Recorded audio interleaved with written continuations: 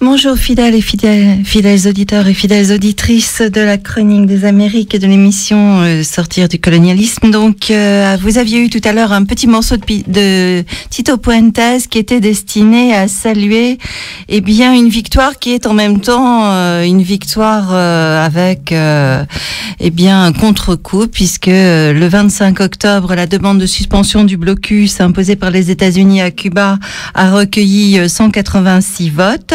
Donc, cette demande de suspension est soutenue par 186 pays, mais 2 refusent cette suspension. Et pas les moindres, puisque ce sont les États-Unis et Israël.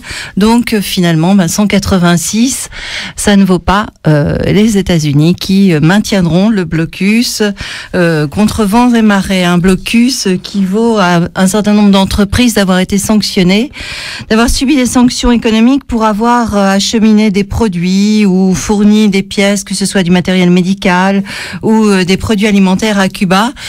Et donc il y a eu plus d'1 million de dollars d'amende cette année, un record des sanctions économiques prises à l'encontre des entreprises qui osent défier les États-Unis en ne respectant pas le blocus.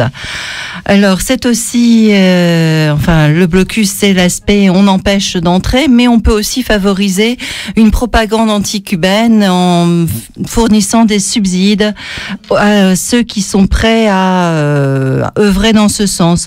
Donc il y a eu plus d'1 million de dollars qui ont été dépensés pour une propagande auprès des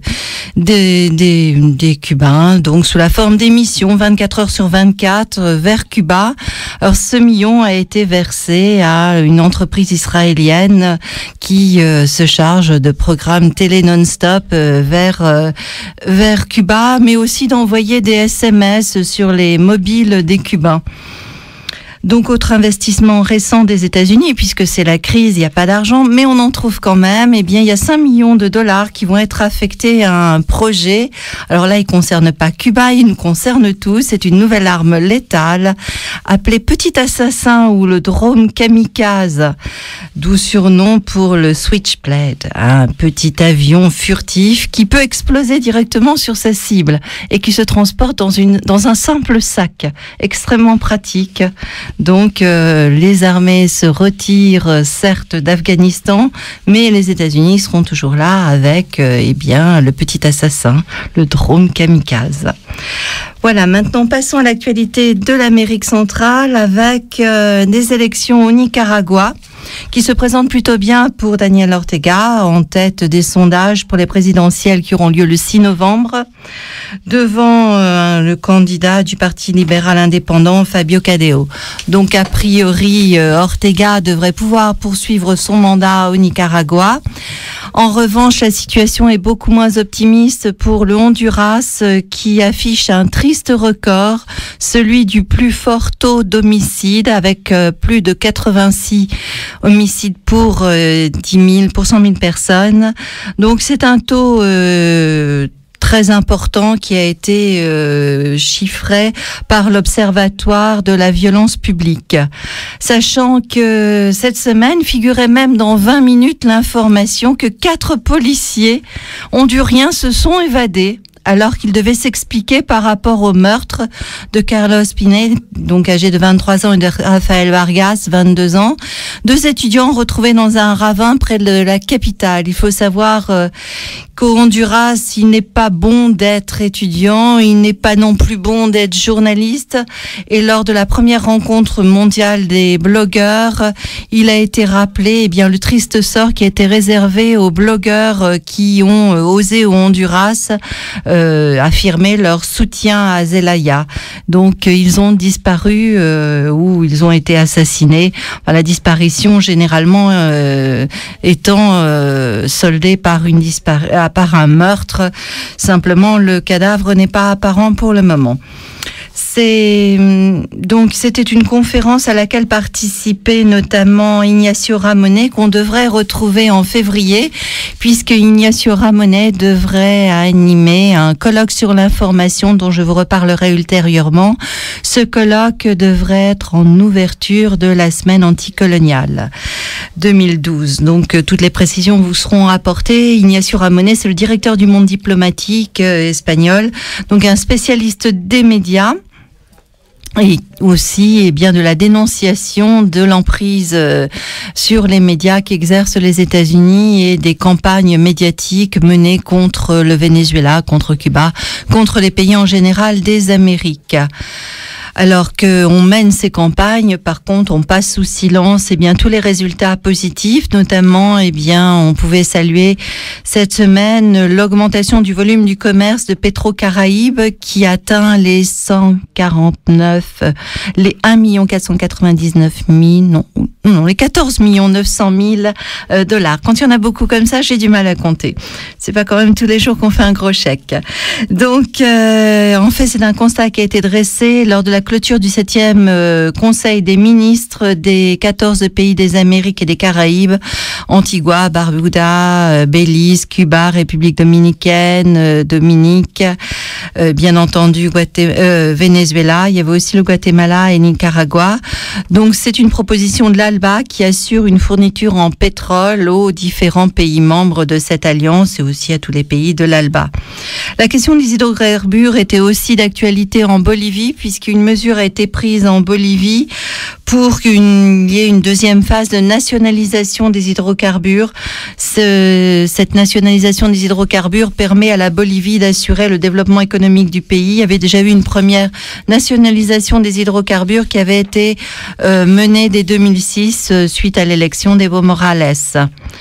Donc saluons, outre ces résultats très positifs, la réélection de Cristina Fernandez en Argentine, puisque dès le premier tour, elle a été réélue avec 53% des voix, en notant que par ailleurs, le 26 octobre a été prononcée la condamnation d'Alfredo Astiz par rapport à la disparition du groupe des mères de la place de Mai et des deux religieuses françaises, Alice Daumont et Léonie Duquet, qui avaient été séquestrées à l'ESMA. Alors l'ESMA, c'était une école, un grand centre de torture en Argentine.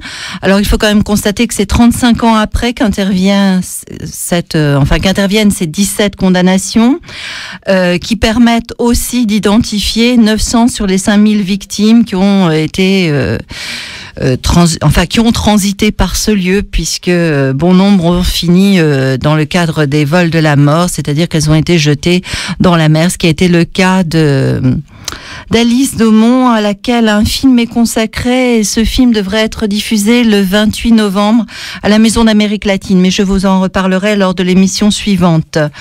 Donc on va faire une brève revue d'actualité aujourd'hui, parce que je voudrais que je consacre un petit peu de temps au Guatemala, où il y a aussi une élection, sachant donc que je voulais quand même qu'on parle un petit peu avant ça de la lutte des étudiants chiliens, en vous proposant de les rejoindre ce samedi, puisqu'ils font une deuxième manifestation à Paris, devant la Sorbonne, de 16h30 à 18h30 ce samedi.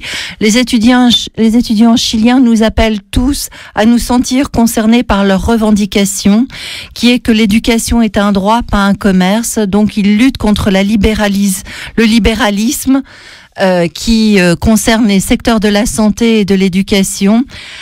Alors, ils ont une parole forte. Leur délégué qui était venu en France a déclaré que certes, elle comprenait le mouvement des indignés, mais qu'au Chili, ils sont au-delà désormais de l'indignation. Il faut savoir que la répression du mouvement étudiant a déjà fait plusieurs morts, que de toute façon, ils ne vont pas s'arrêter là. Donc, le 8 novembre, eux-mêmes remèneront des actions au Chili.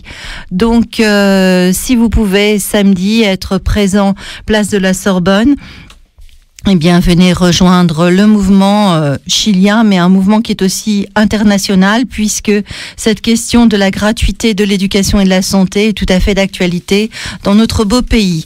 Maintenant, je vais consacrer un petit moment à vous parler du Guatemala, parce que, eh bien, ce week-end, il y a certes des élections au Guatemala, mais il faut reconnaître que les élections au Guatemala ressemblent un petit peu à ce qui se passe au Cameroun, parce qu'il n'y a que la droite. Voilà, de toute façon.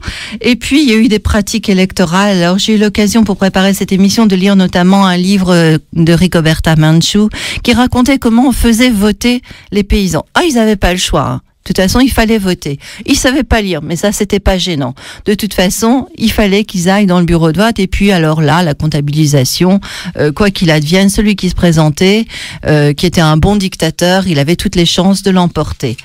Alors après, eh bien, il y avait les mêmes pratiques qui allaient concerner les paysans, parce que non seulement on les faisait voter comme on l'entendait, mais on leur faisait aussi rendre leurs terres, puisqu'il y avait des terres qui étaient restées aux communautés.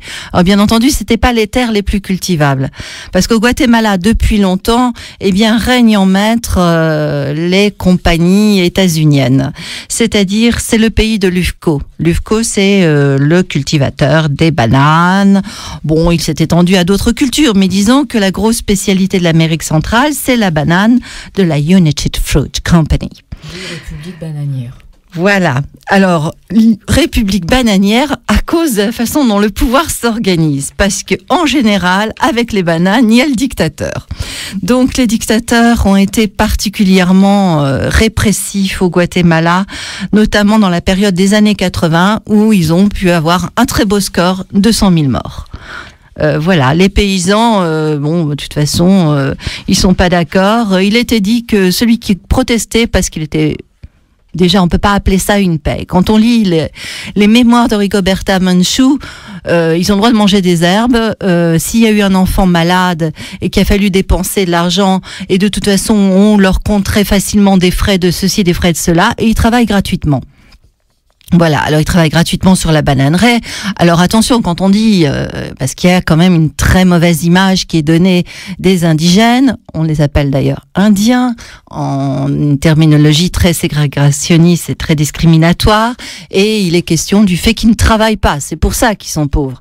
Sauf que Rigoberta Menchú, quand elle a eu l'occasion de travailler au service d'une riche guatémaltèque, bien elle a pu constater que sa riche guatémaltèque se levait à 8h, 9h, tandis qu'elle, elle avait pris l'habitude de se lever à 3h du matin, parce que c'est comme ça, parce qu'il faut 1 heure à 1h30 pour aller travailler les champs. Parce qu'en fait, les terres laissées aux indigènes sont tellement de mauvaise qualité, ce sont les terres de l'altiplano, qu'il leur faut descendre dans les fincas. Alors les fincas, c'est les grandes bananeraies, qui sont dans des plaines plus propices aux cultures, mais qui sont aussi plus propices aux moustiques. Donc au bout de quelques heures, ils sont couverts de piqûres, ils ont été transportés dans un grand camion, et puis on les fait bosser. On fait bosser tout le monde, hein. C'est toute la famille, c'est les enfants, disons dès qu'ils tiennent debout, ils peuvent travailler. Voilà, c'est ça, le Guatemala. Et comme il y a 50% d'indigènes, mais il y a 50% de personnes qui vivent dans ces conditions. Ensuite, il y a les ladinos pauvres, qui ont des conditions relativement proches, mais sachant qu'ils ont quand même toujours la possibilité de dire, mais on n'est au moins pas indien. Parce que la société guatémaltèque est très clivée, et au bas, tout au bas, eh bien, il y a ceux qui sont restés après la colonisation, qui ont pu parfois conserver leur culture, parce qu'ils étaient dans des régions qui n'ont pas forcément toutes été envahies par les Espagnols, ou qui n'intéressaient pas, parce que de toute façon, pour cultiver les montagnes, il faut être indigène et ne pas avoir le choix. Donc, ils ont préservé leur culture pendant une longue période. Bon, quand on leur prend leur terre, là, ils n'ont plus le choix, et ils vont travailler dans ces fameuses fincas.